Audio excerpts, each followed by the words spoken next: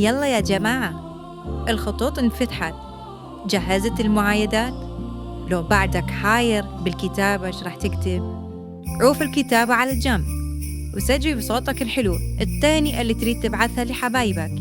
راديو مياه الراحة يستقبل تهانيكم من هسه لكل الأهل والأحباب بمناسبة عيد الميلاد المجيد ورأس السنة الجديدة. ابعث لماما وبابا وصاحبك وجيرانك، فرحهم بكلمة حلوة من قلبك تطلع معانا على الهواء مباشرة. ارسل رسالتك هسه وخلي الفرحة تعم الكل.